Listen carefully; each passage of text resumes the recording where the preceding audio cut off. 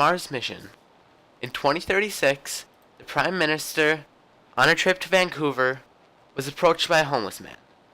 The homeless man asked for some money and to get some food. The Prime Minister decided to give the homeless man a new chance and find him a home. The homeless man's response to this was, "It's hopeless. I can never start anew. Not in this time." This got the Prime Minister thinking.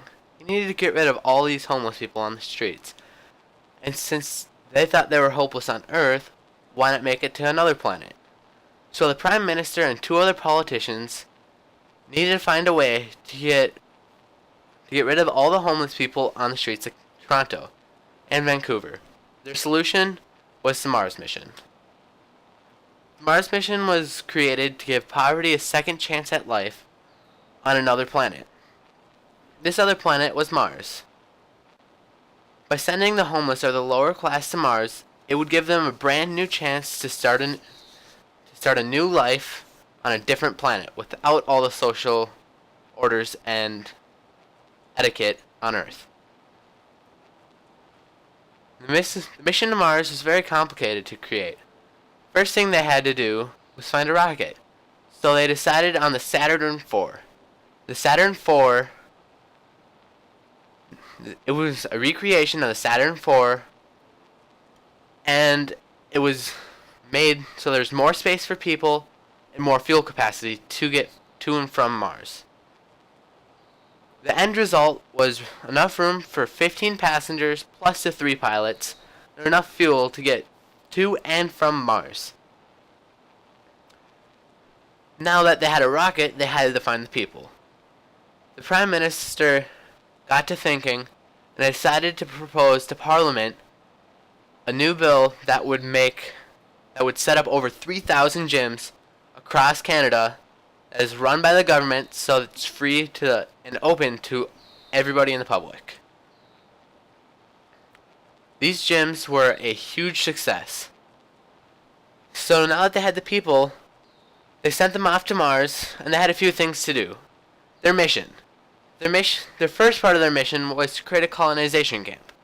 They had to survive somewhere. They had pods that they would live in and would protect them from the radiation and also give them oxygen. They also had to build up their atmosphere so they could get out of their pods. To do this, they decided to start plant life on Mars. This plant life included stuff as tomatoes,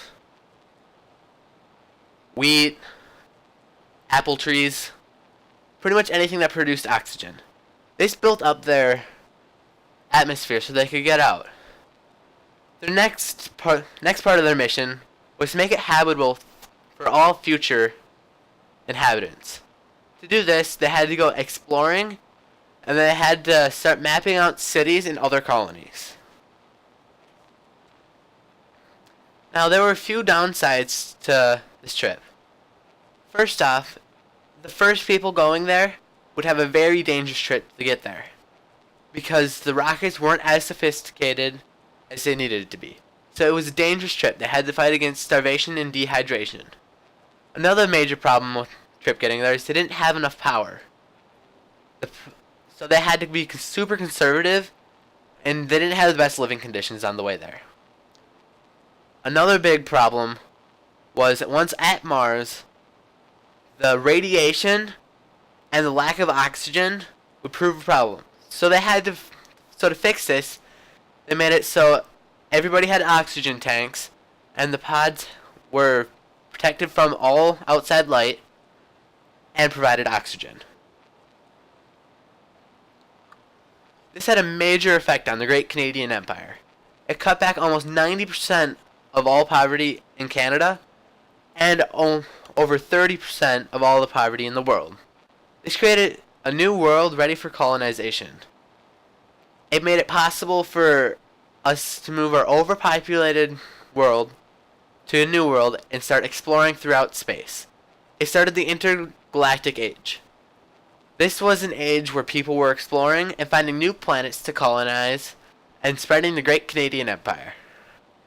So in conclusion, the Mars mission was a complete success.